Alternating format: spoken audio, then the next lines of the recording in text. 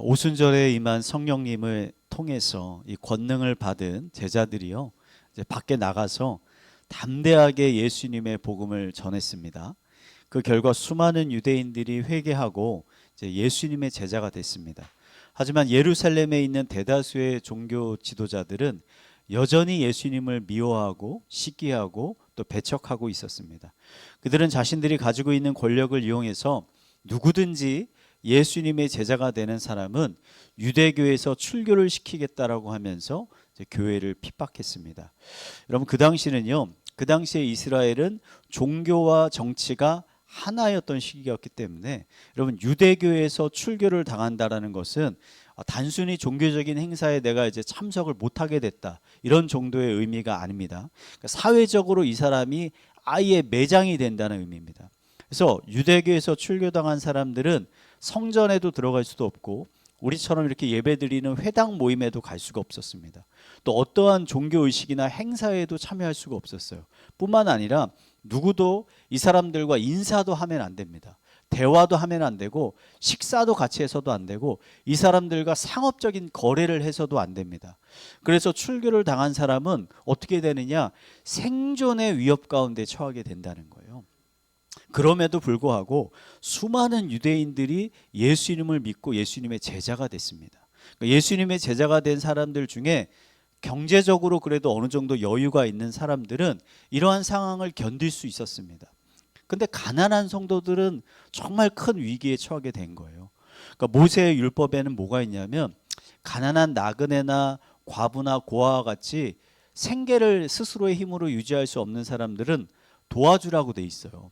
그래가지고 유대교에서요, 이런 사람들을 정기적으로 도와줬습니다. 지금 나라에서도 어려운 분들을 도와주는 것처럼 도와줬는데, 유대교에서 출교를 당하게 되면 어떻게 되냐면 이런 도움을 더 이상 받을 수가 없는 거예요.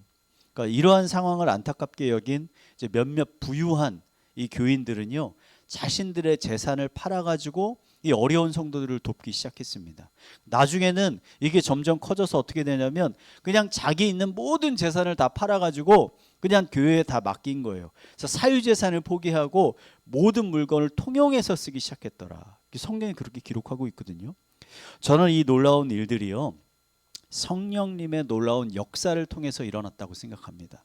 왜냐하면 이 모든 것이 언제부터 시작됐냐면 오순절의 성령님의 충만한 임재로부터 시작이 됐기 때문입니다. 그러므로 앞으로 우리가 이 예루살렘 교회에서 일어나는 어떤 사건들을 살펴볼 때 어떻게 생각해야 되냐면, 이거는 그냥 우연히 어떤 사람의 생각으로 일어난 것이 아니라 그 모든 사건의 배후에 성령님이 계시다라는 사실을 인식할 필요가 있다는 거예요. 여러분, 성령님은요, 오순절에 한 번에 딱 내려오셔서 강하게 한번 힘 주시고 그냥 떠나버리는 그런 분이 아니라, 오순절에 오신 성령님은 제자들을 통해서 하나님의 거룩한 교회를 세웠을 뿐만 아니라 그 교회를 보호하시고 인도하시는 분이라는 거죠. 그래서 오늘 우리가 함께 살펴볼 이 아나니아와 삽비라의 사건이 이런 성령님의 놀라운 역사를 보여주는, 저는 중요한 사건이라고 생각합니다.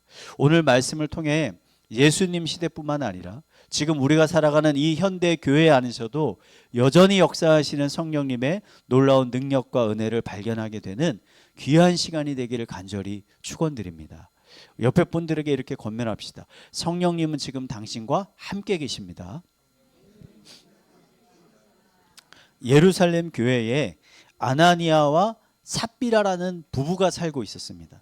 어느 날 이들이 자신이 가진 재산을 모두 팔아가지고, 근데 그 재산의 일부는 숨겨두고 나머지만 가지고 이 사도들에게 갔어요. 본문에는 자세히 기록되어 있지 않지만 분명히 아나니아가 재물을 베드로에게 넘기면서 이거 제가 모든 재산을 다 판 겁니다, 제 전부입니다라고 이야기한 것처럼 보입니다. 그러니까 우리는 우선 이 부분에서 아나니아가 왜 자신의 재산을 팔아가지고 베드로에게 가져갔을까, 그 동기가 무엇인가를 한번 살펴볼 필요가 있습니다. 전 대략 두 가지 동기가 있다라고 보는데 둘 중 하나입니다. 첫 번째 동기는 뭐냐면, 아나니아가 성령의 충만함을 받았기 때문에, 그래서 다른 성도들과 한마음 한뜻이 됐기 때문이 아닐까. 사도행전 4장 32절을 보면 믿는 무리가 한 마음 한 뜻이 되어서 모든 물건을 통용하고 자기 재물을 조금이라도 자기 것이라고 주장하는 사람이 없었다라고 기록되어 있습니다. 그러니까 아나니아가 이 사람들과 같이 정말 은혜를 받았어요. 성령의 충만함을 받아서 선한 마음으로 내 재산을 가난한 사람들에게 나눠줘야지라는 동기로 가져왔을 수 있다. 첫 번째. 두 번째는 이 아나니아가 사도들과 다른 사람들에게 칭찬을 받고 싶기 때문에, 인정을 받고 싶어서 그랬을 수 있다는 겁니다. 이미 교회 안에는 자신들의 재산을 팔아서 헌금한 사람들이 여럿 있었습니다. 그 대표적인 사람이 누구냐면 나중에 사도 바울하고 선교 여행을 같이 가는 바나바라는 사람이에요. 그래서 바나바가 자신의 모든 재산을 팔아서 이 가난한 사람들에게 나눠줬거든요. 그래서 이 일로 바나바가 성도들에게 큰 칭찬과 인정을 받게 됐습니다. 아마 아나니아가 그걸 보고서 너무 부러운 거예요. 나도 저렇게 사람들에게 칭찬받고 싶어, 인정받고 싶어. 그래서 자신의 재산을 헌금하려 했을 수 있습니다. 성경을 우리가 계속 읽어보면 아나니아는 첫 번째 선한 동기가 아니라 이 두 번째 잘못된 동기로 이 일을 했다는 것을 우리가 발견할 수 있습니다. 베드로는 아마도 자신 앞에 재물을 가져온 아나니아에게 여러 번 물었을 것 같아요. 이거 정말 네가 판 재산 전부야? 라고 여러 번 물었을 것 같아요. 그러니까 아나니아가 정말 맞다고 여러 번 대답하니까 베드로가 아나니아를 향해서 크게 화를 내면서 이렇게 얘기하는 거예요. 아나니아야, 네가 어찌하여 마음에 사탄이 가득해서 성령을 속이고 땅값 얼마를 감추었느냐. 베드로는 뭐라고 말하냐면 아나니아의 마음에 지금 뭐가 가득하다? 뭐가 가득해요? 사탄이 가득하다는 거예요. 사탄이 주는 마음이. 성령이 충만해서 일을 하는 것이 아니라 오히려 악한 마음으로 이런 일을 했다라는 것을 드러내고 있는 거예요.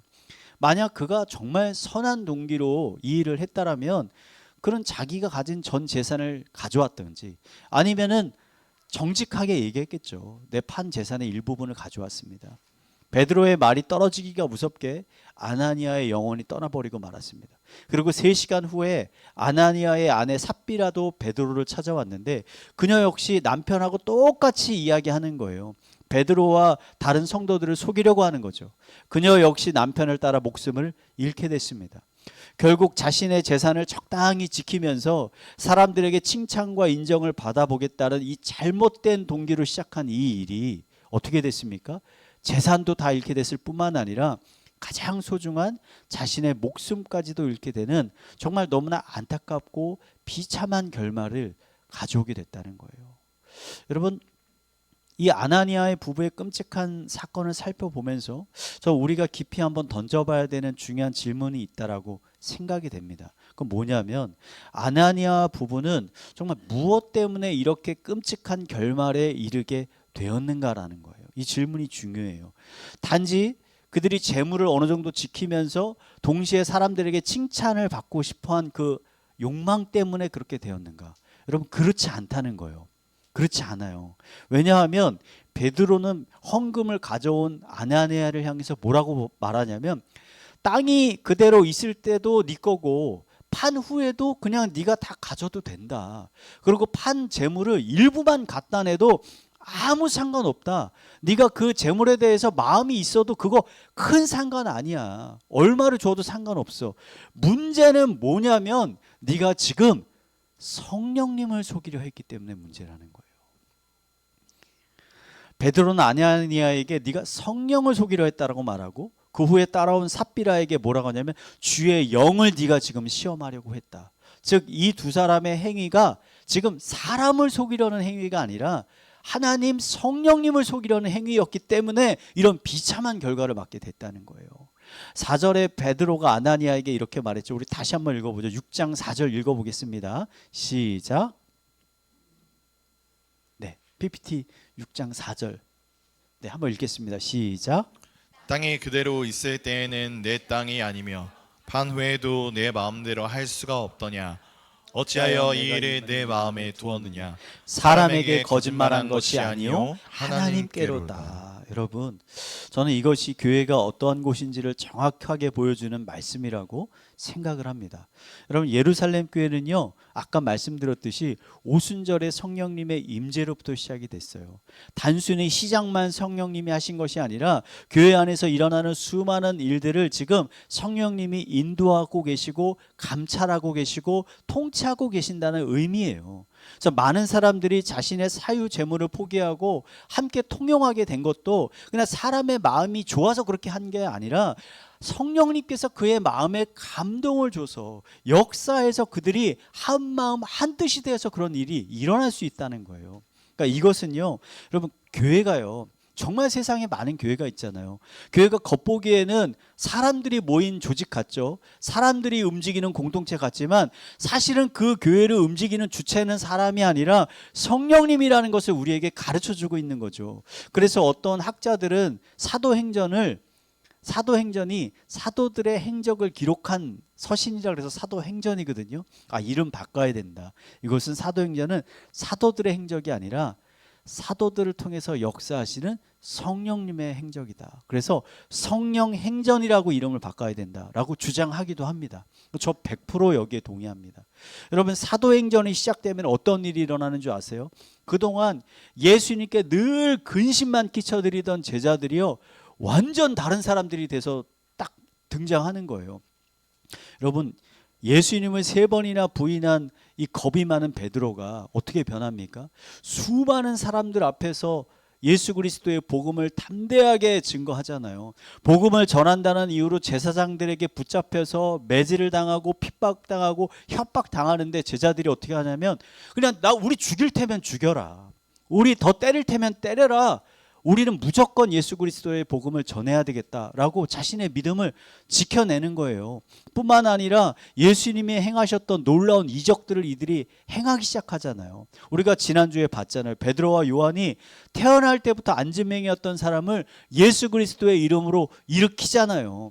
그리고 그들의 말씀에도 권위가 생겨서 한 번 설교하는데 3,000명이 회심하고 5,000명이 회심하는 정말 놀라운 일들이 생겨나지 않습니까? 여러분, 이 모든 것이 우리에게 전해주는 것은 무엇입니까? 여러 가지 어려운 일들을 겪다 보니까 제자들이 이제 정말 성장해가지고 담대한 마음과 놀라운 능력을 가진 사람들이 되었다? 여러분, 그렇지 않다는 거예요. 전혀 그렇지 않다는 거예요. 제자들은 이전과 크게 달라지지 않았지만 그 제자들에게 성령님이 충만하게 임재하시니까 그들이 새로운 사람이 됐다는 거예요. 새로운 삶을 살게 됐다는 거예요. 이 모든 것이 성령님의 역사와 일하심으로 일어나게 됐다는 것입니다. 여러분, 아멘이십니까? 특히 예수 그리스도의 거룩한 교회는 성령님의 이러한 역사로 시작됐고 성장해 가고 있다는 사실을 우리에게 지금 가르쳐주고 있습니다. 그래서 교회의 주인은 사람이 아니라, 목사가 아니라, 장로가 아니라, 권사 집사가 아니라 하나님이시라는 거예요. 예수님이시라는 거예요.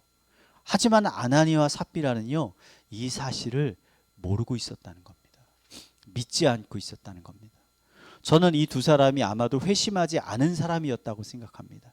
회심하지 않았기 때문에 이들 안에 성령님이 계시지 않아요.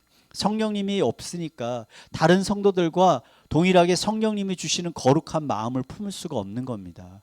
여러분, 교회가 하나님에 의해서 통치되고 있다는 사실을 알지 못하고 믿지 못했던 아나니와 삽비라는 어떤 결과를 이룹니까? 자신들이 얼마든지 사도들과 성도들을 속일 수 있다고 생각하는 거예요. 속일 수 있어.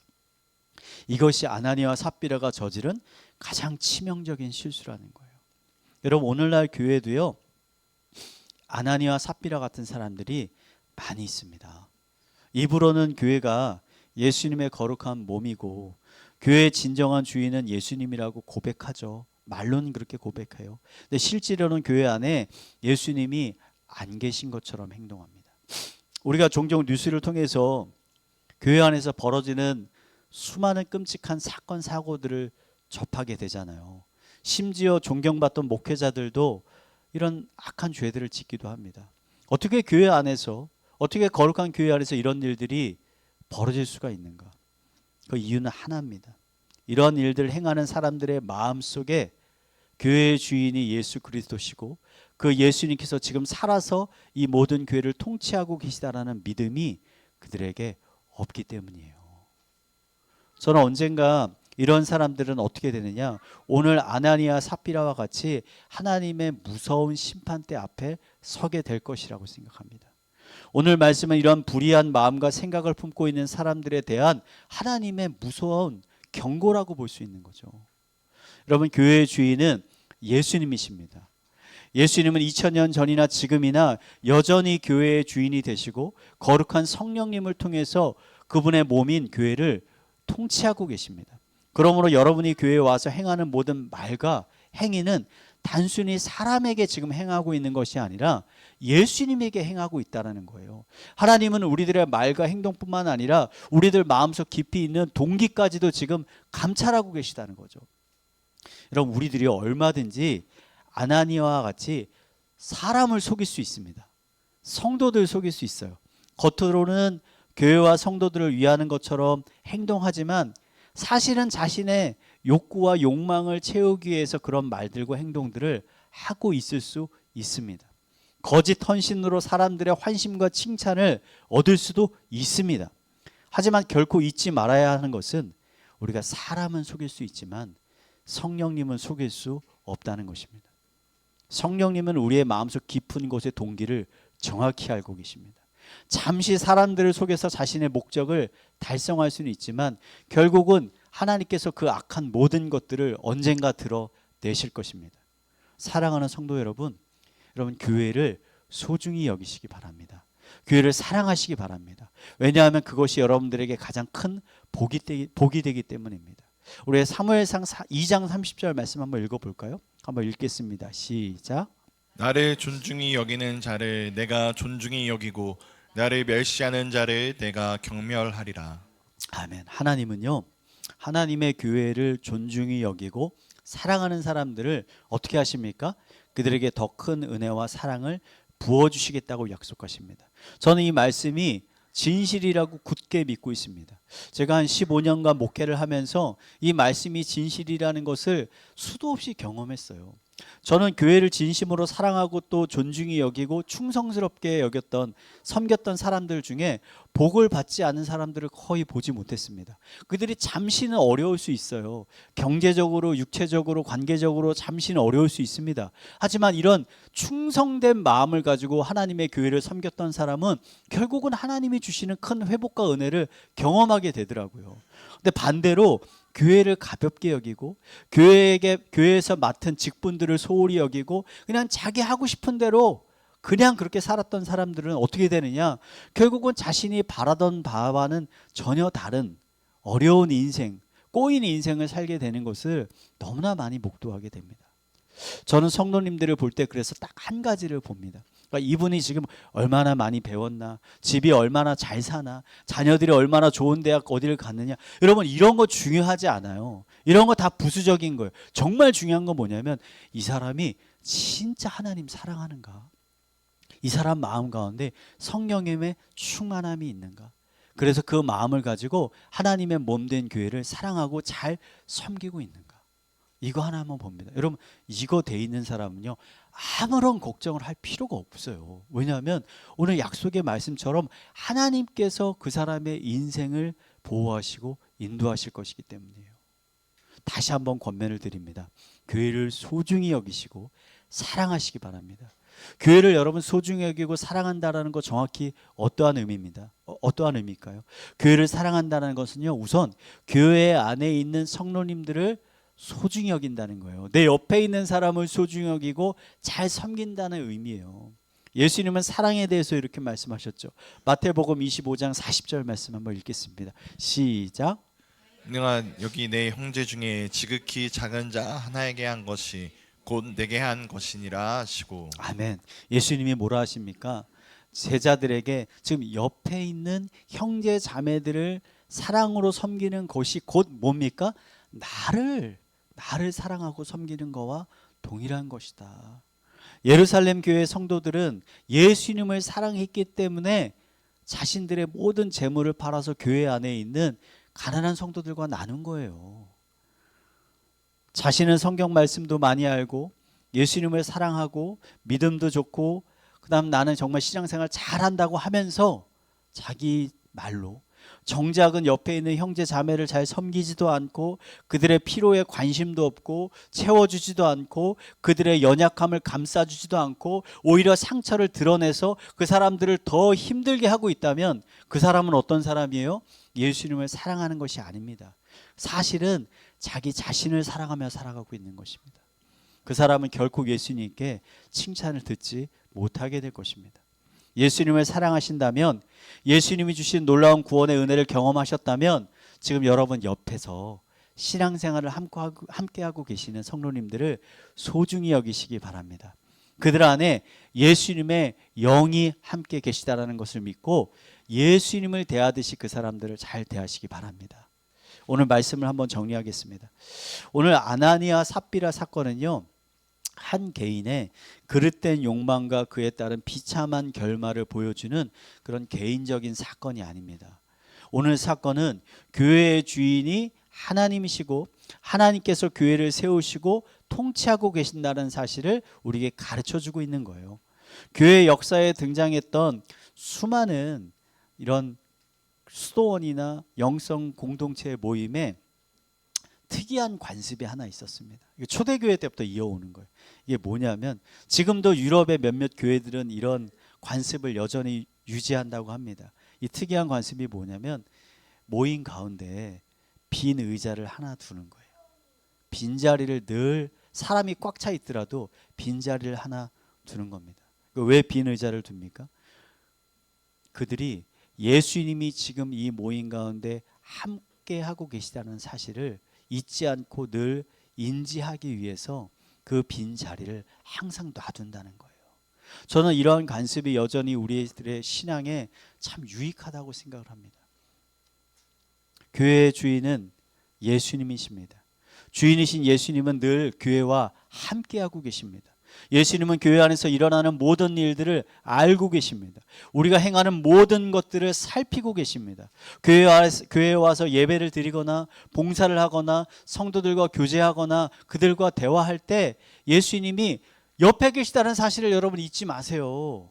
예배 드릴 때만 있는 게 아니라 우리 식사할 때, 소그룹 모임할 때, 두 사람이 만나 대화할 때도 예수님이 그 자리에 계신 거예요. 여러분, 예수님이 그 자리에 계시다면 결코 할 수 없는 얘기들이 있어요. 어떻게 그 얘기를 할 수 있습니까? 예수님이 옆에 계신데. 어떻게 그 사람을 그렇게 비난할 수 있습니까? 예수님이 옆에 계신데. 늘 예수님이 함께 하시다는 사실을 잊지 마시고 그 예수님 앞에 내가 부끄럽지 않게 살아가는 거예요. 부끄럽지 않게. 그럴 때 우리들이 어떻게 됩니까? 아나니아와 삽비라와 같이 잘못된 동기와 행위에 빠지지 않게 되는 거예요. 하나님 앞에 살아갈 때. 오히려 바나나와 같이 하나님께 성도들께 칭찬받는 삶을 살게 될 것입니다. 마지막으로 이 시간 예배드리는 모든 성도님들의 삶과 마음 가운데 성령님의 충만한 임재를 경험하고 그로 인해 예수 그리스도와 동행하는 삶을 살아가게 되기를 이 시간 마지막으로 축원드리겠습니다.